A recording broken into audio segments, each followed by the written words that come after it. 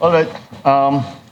Good afternoon, everyone. Well, as you can tell, we are here for the situation briefing on the effects of Julian here in Ilocos Norte, but I think we will also be touching upon some of the other provinces. We just came from Gabu uh, to look at the damage that was caused by the river close to the mouth of Lawag River. Uh, and there are other damages that we have to deal with. We will first hear a briefing from a report from the from PINE. Govmat, if you would like to proceed with that.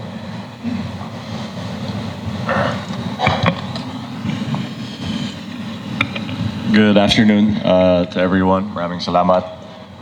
Thank you for coming, most especially, of course, to our President, Bongbong Marcos Jr. For the sake of time, I will not greet everyone one by one, but of course, all of our dear secretaries, our USECs and ASECs, and of course, our congressmen, our vice governor, our mayors, and our uniformed personnel. Unang-una po, we will run through some of the most essential stats. As you can see, we had a total, of course, in 2 days of Julian, September 29 and October 1, of almost 750 millimeters of rainfall in 2 days, roughly. And to contextualize that, the projection for the month of September was 413, so almost 2 times the monthly projection in just 2 days. Next slide, please. We had 3 deaths, two due to drowning, and one was a heart attack in the evacuation center.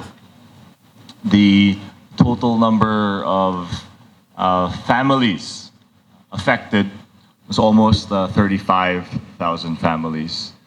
And for a breakdown of this, next slide, please. This is the number of affected families, all of which were over 1,000. Some of this data, of course, will change or may need to be verified as data is still coming in. But ito po ang nakikita po natin na most affected towns sa probinsya ng Ilocos Norte. This particular place, unfortunately, was in Batak, in Biloca. I actually coordinated with the DPWH sana to help us. No? Lubog na lubog po itong bahay and this row of houses po sa Biloca, Batak. And we had 8 totally damaged houses and almost 300 partially damaged houses. Here's the totals of current damage as we've assessed. The upper half is infrastructure divided into DPWH projects, mostly in D2, as you can see. And the third item is our provincial roads and infrastructure. And the last one is from NIA. So the bulk of these projects are from DPWH. It seems to be dikes are the main type of infrastructure affected. Total of 638 million po.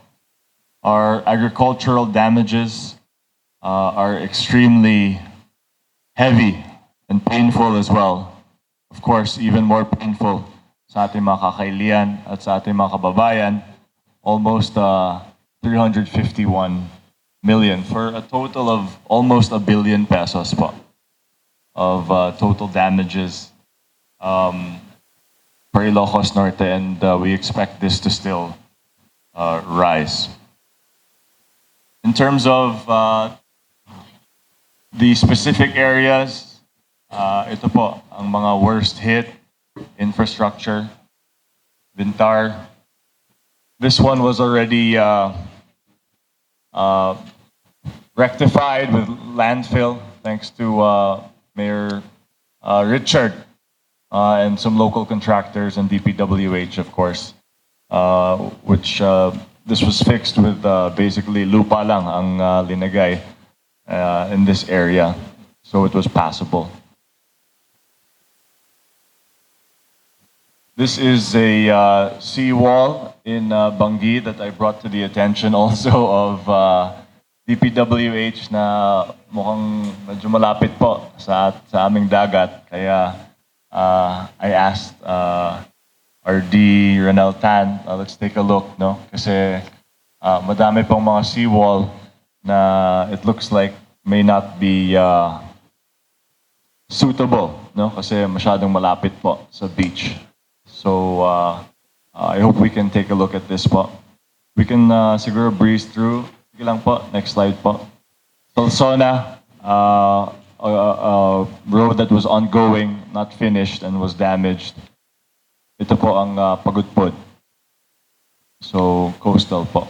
Oh yeah, I know where this.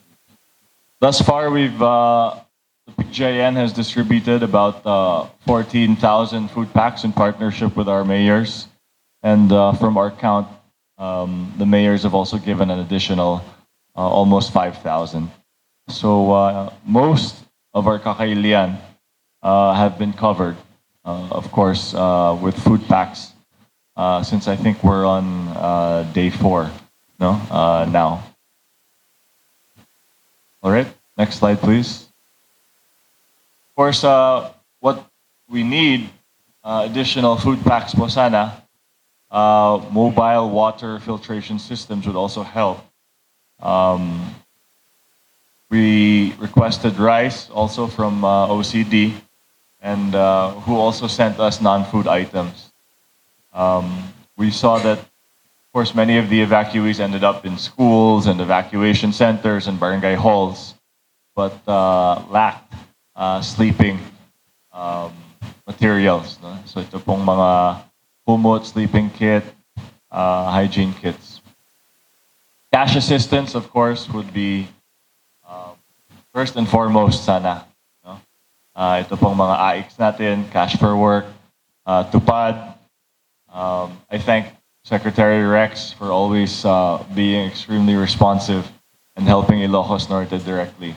We're very fortunate to have Secretary Rex, not only us, but the entire Philippines. Maraming salamat po. And of course, Sec Kiko also, Laurel, we discussed yesterday what we can do for our farmers. Thank you also to Sec Kiko for minding me and replying to us here in Ilocos Norte. Maraming salamat po. And I think this is our last slide po. Of course, agriculture, as I mentioned, payouts for those covered by PCIC, but also for our magsasaka na hindi po, na uninsured po. They will need our help as well. Inputs, and of course the damage infra, the irrigation was also highlighted earlier. The infrastructure long term, of course, needs to be fixed, and as Mr. President mentioned earlier in the chopper, we really need to take a hard look at the siltation in our river systems. Of course, it's difficult with the scale of the siltation, but slowly but surely, in President Marcos Jr.'s words, we have to start and make progress. I think that wraps it up. Right, Baba? All right, That's it. And I'd just like to thank, of course, as well, all of the uniformed personnel, the Marines, the PNP, the Coast Guard, the Army, the BFP, who saved many, many lives this past week. Taos puso po kaming nagpapasalamat sa kanila. Of course, all of our mayors and all of our first responders and my colleagues here po, my PJN family. Maraming salamat po. Thank you, Gov. Now we'll hear from Secretary Benher for the DILG sit rep. Mic test. Good afternoon, Mr. President.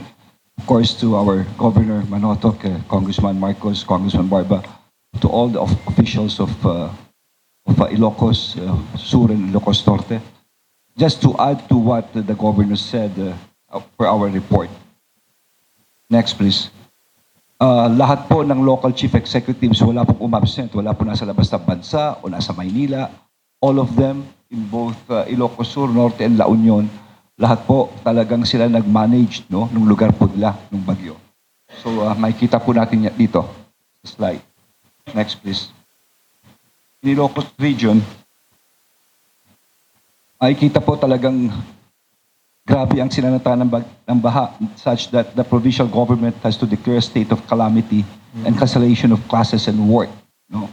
And as stated, there were 3 deaths here. In the evacuation center at the height of the typhoon, 1,395 families were in the evacuation center for a period of approximately 3 days. Next, please. Sir, ito, baka kulang pa ito. No? Ito lang na ano ng aming mga field officers, more or less, roads, bridges, school buildings, and estimated cost of damages. And I would like to congratulate the officials dahil tama po si Governor from day 1, next, talagang they were on top of things. Talagang nag-distribute na kagad sila ng mga pagkain po at umikot po lahat po ng mga mayors at lahat po ng opisyales ng Ilocos Norte.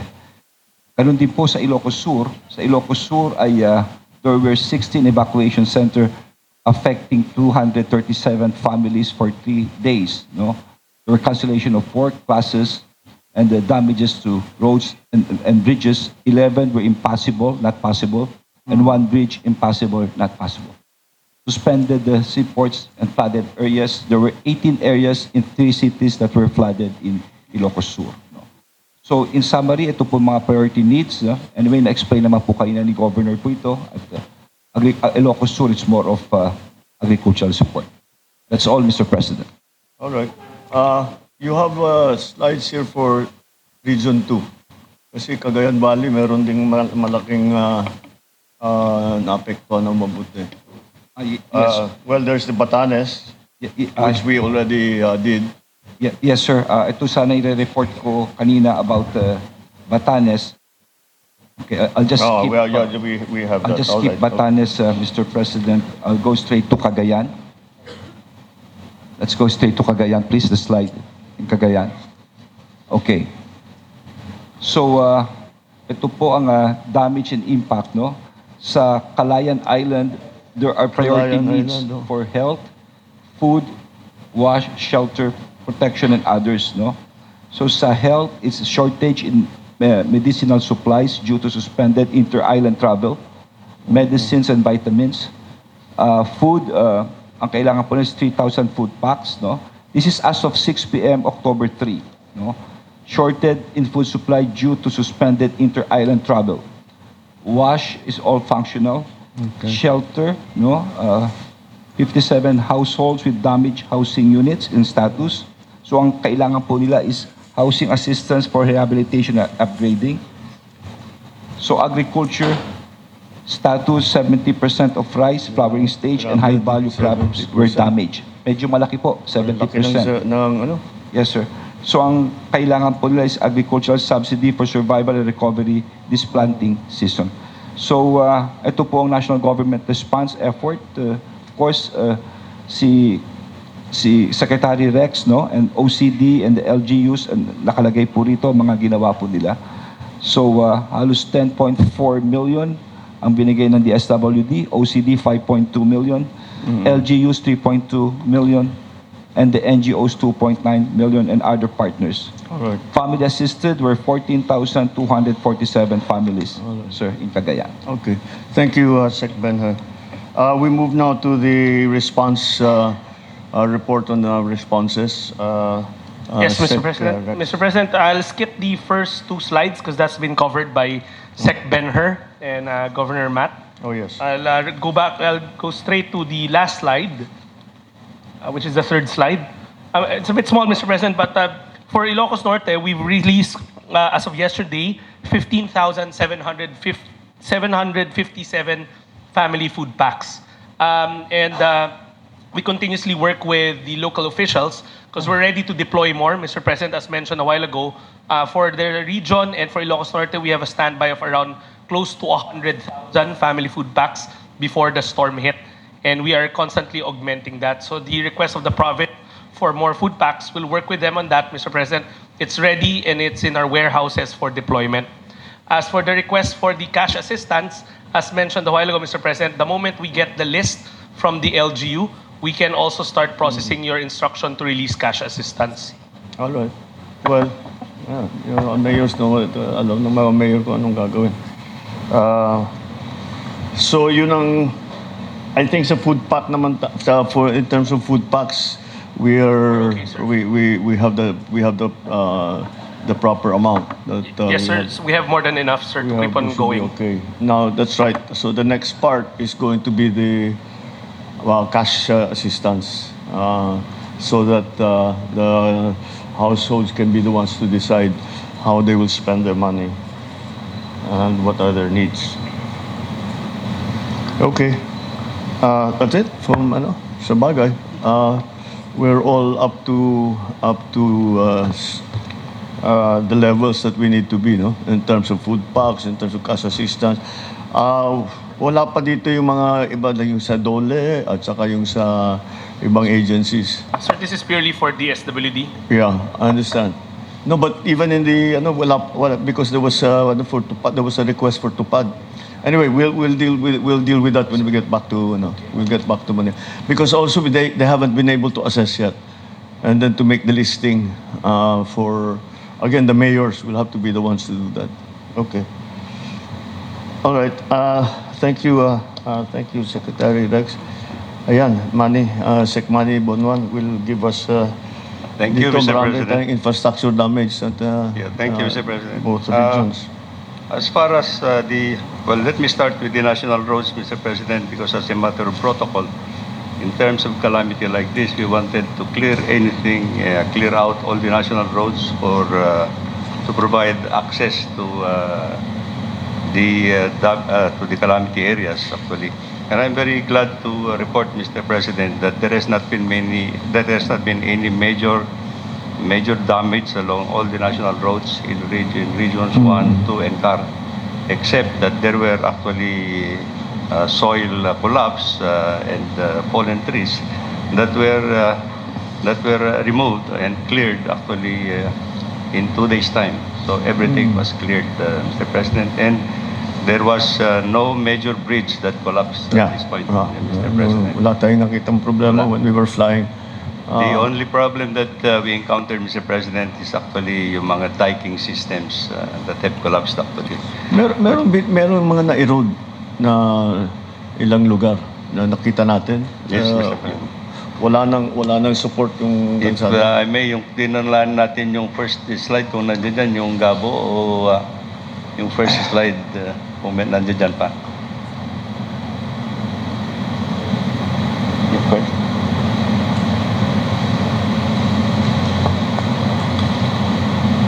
Taas pa na ng tubig Okay. sa sarat.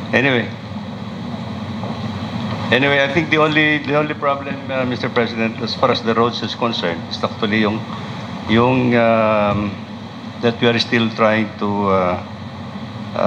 clear out is actually the Ilocos Norte Apayao Road. For now, it's actually one lane passable for some sections. Anong damage? Yung mga soil collapse and some erosions. Yeah, in some that's the areas. one that we... That's yung, what I- yung picture yung sa helicopter, yung pinakita mo sa akin. Yes, Mr. President. Ito, mga... Kaya mga yan, landslide. this is now in the... Yung sa clearing, meron pang naiwan? O meron pa, sir, meron pa. Where? Meron pa, because we will really, I think we should be able to clear everything in 2 days na time. naman, Bintar, Yes. Pagudpud, Adams. usually Adams. The road up to Adams is closed. Next slide. No, please. it's Flood control. it's passable, but Here's the one they in needed to Bintar. clear it. Yeah. Yeah, we saw this. We also noticed if I may po, in Vintar and Bangi that some of the base for the dike and also the bridge was lupa, no? was basically earth and Yes. sand. So I think that was one of the causes kasi syempre the water can wash away that. No? Next slide, please. Itong Pansan Adams, this is just landslide, no? Yes, Mr. The President. road is okay. Yes, Mr. Yeah. Ito yung mga typical damages along the diking system. This is in Bintar. The Bintar flood control program, actually, malaki yung damages din doon. Ito, payas na nga ako. Ito, Anyway, at this na. point in time, Mr. President, we are now in the process of validating all the damages so that we can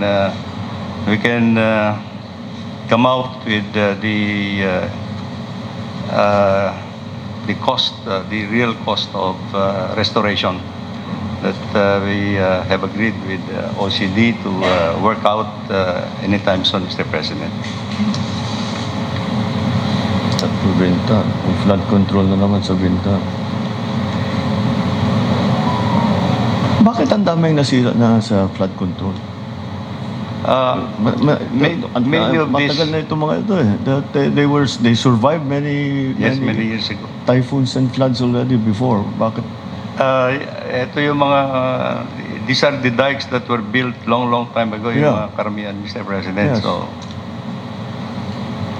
Well, they're just you'll just have to rebuild them with a new way.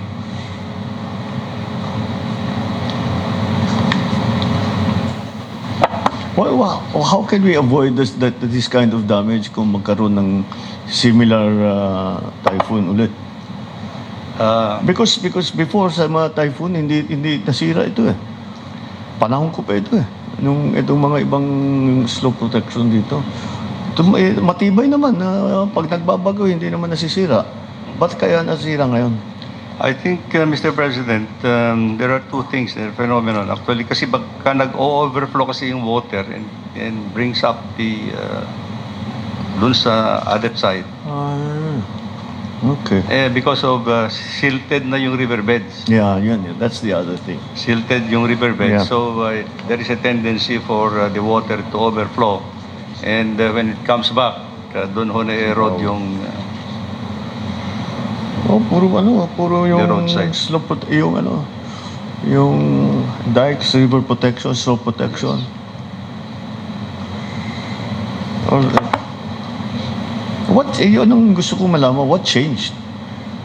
Why did these survive before? Now, why did they not survive?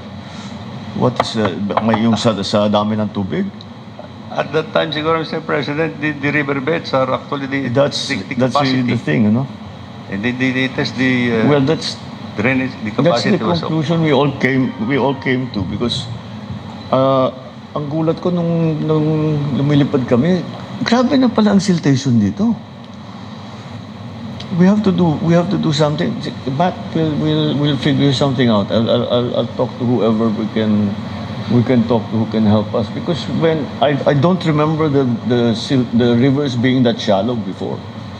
Ngayon, I've never seen them this shallow. In all the time that I spent here in Ilocos. And they've been silted for a long time. May puno na eh. So hindi talaga na-dredge. I think that's the main problem that we're facing is a siltation. And that's what causing all of this damage that we are seeing. That's the root.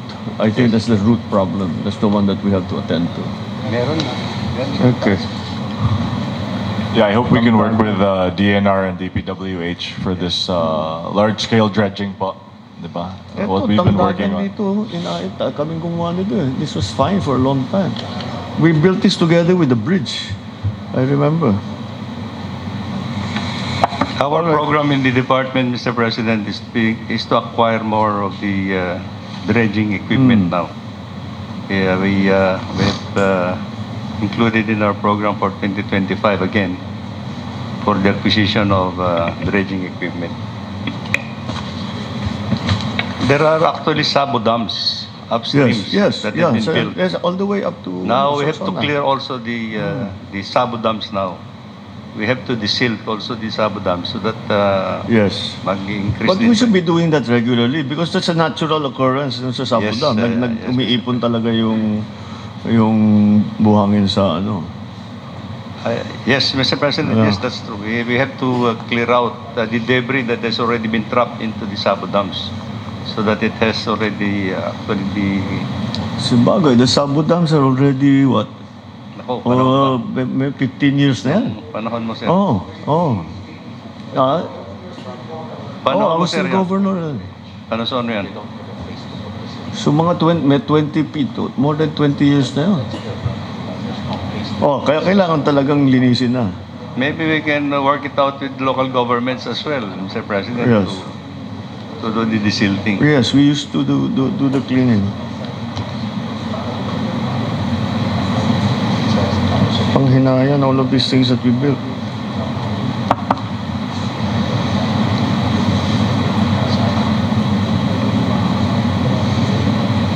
Ito sa Ilocos Sur is mostly landslide. Yes. Walang damage masyado. Wala, sir. Ilocos Sur. Just clearing out. Meron ding erosion. Pero hindi masyadong mabigat ang damage sa Cervantes. Okay. Now, I think the big ticket item is going to be the agri. So, Sekiko, maybe Mr. you can President, give us your... Yes. just before you proceed, I just wanted to thank Sec Manny Bunuan regarding what we spoke about earlier. Actually, sir, yung mga solar lights na na-install mo sa distrito ko, nung naputol yung kuryente, habang ongoing yung relief operations, kahit madilim na, wala nang araw, ay naituloy pa rin nila dahil naka-on pa rin yung mga solar lights. So a lot of the families that were stranded were able to be rescued even in the middle of the night. So I just wanted to thank the DPWH on behalf of the First District. Maraming salamat po. Good. All right. Iko? Mr. President, regarding agriculture, next, please. Next slide, please. Next slide. So, this is a bit data from yesterday, so let me just update it.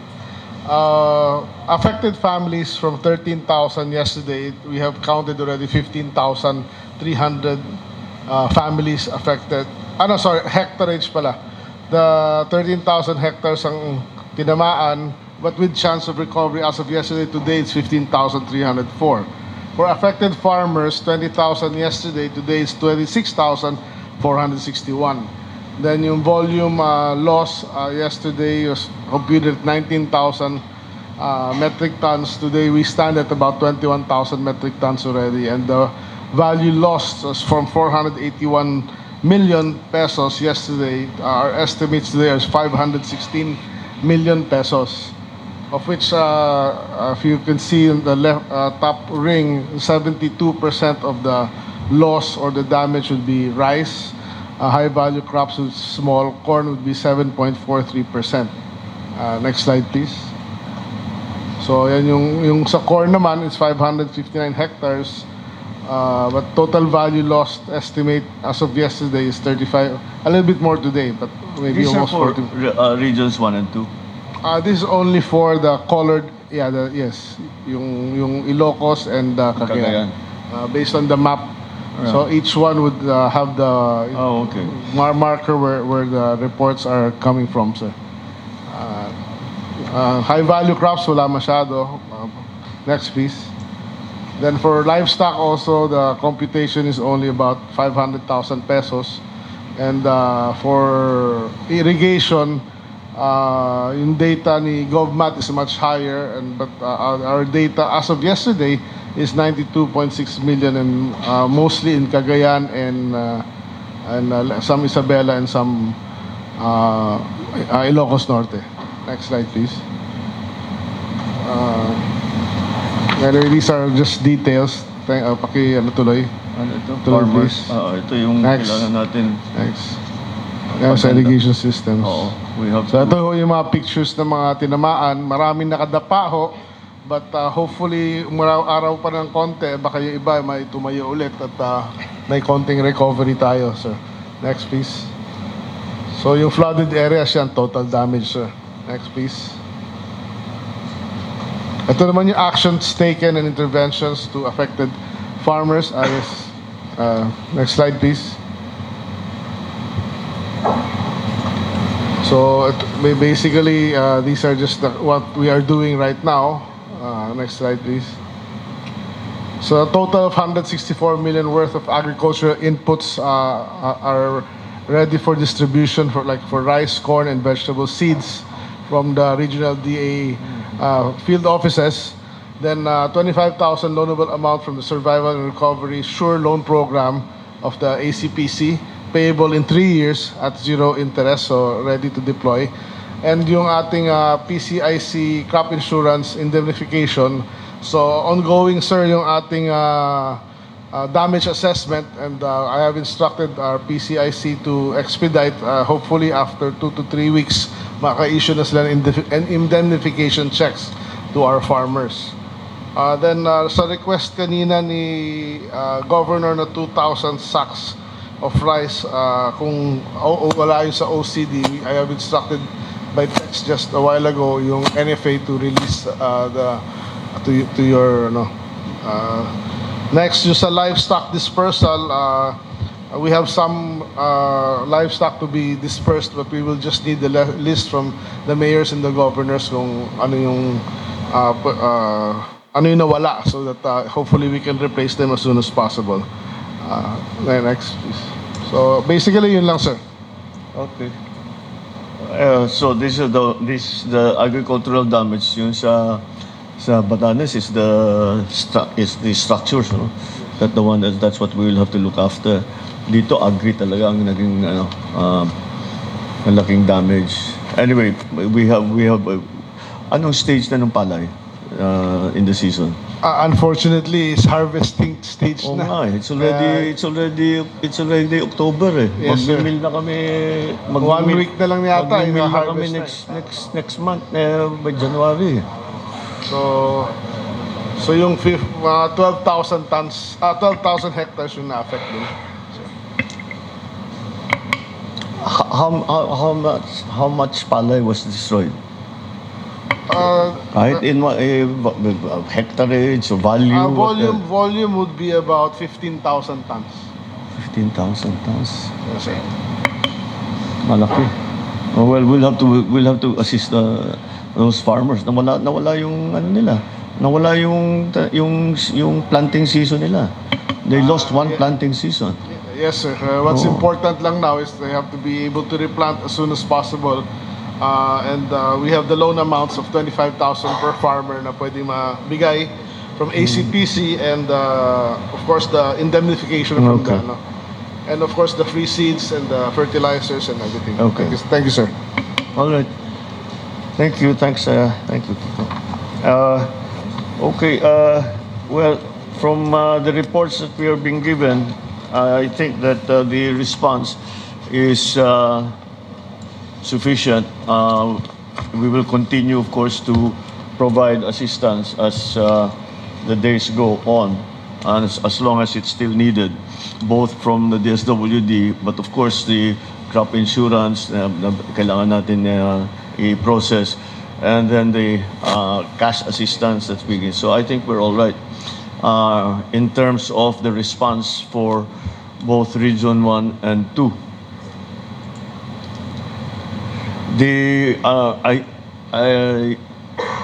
The conclusion that the biggest conclusion I can arrive at after the flying around is the siltation. We have to think, every town basta't may ilog, may problema ang siltation. Ngayon ko lang nakita na ganun kababaw ang mga ilog dito. I've never seen them that shallow. Kaya talagang wala pang 1 meter na lang sa ano eh. Wala nang 1 meters doon sa dike eh. Sa ilalim ng tulay. At saka it's a terrible, it's everywhere. And it will take us a long time to fix that problem, because there's so much of it. Anyway, maghahanap ako ng mga makakatulong sa atin. I will talk to some of the big companies who specialize, who are doing this. Maybe we'll have to import equipment from China, from Taiwan, wherever, para yung malalaki. We have San Miguel may bago silang machine na napakalaki eh. That's a big one. Baka bagay sa atin yun. Oo, baka pwedeng ilagay dito yan. And then I think your idea, Government, of chopping up the areas so that everyone, we can assign already somebody for each area. So it's halos sabay-sabay.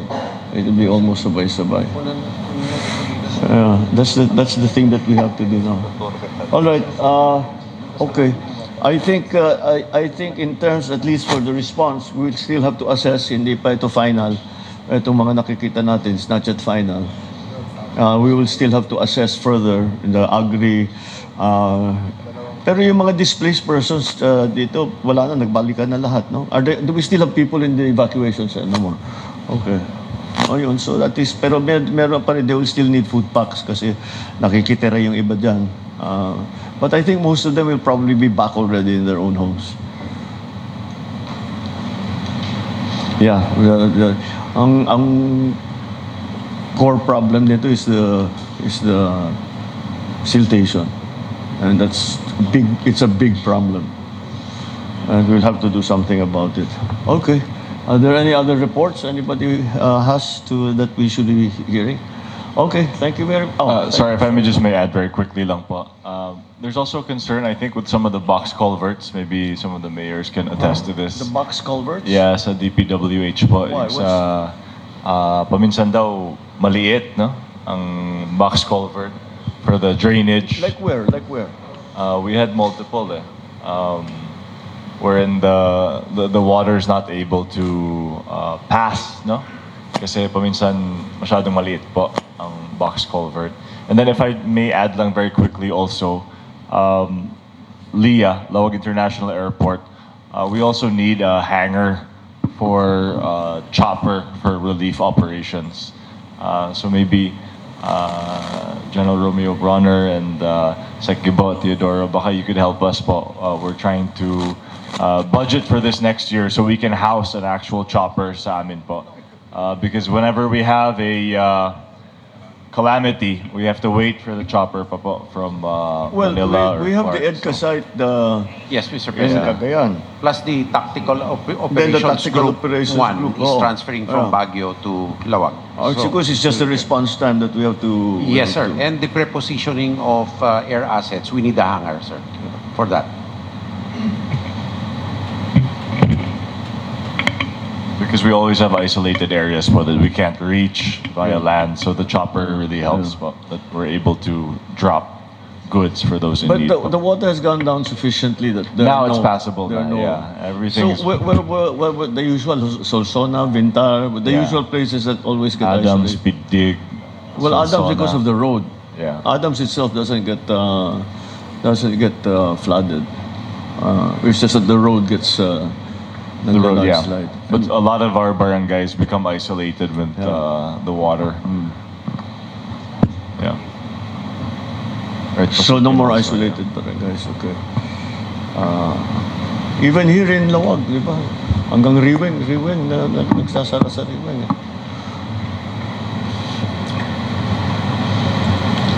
All right, okay. So again, any other matters? If there are none, thank you.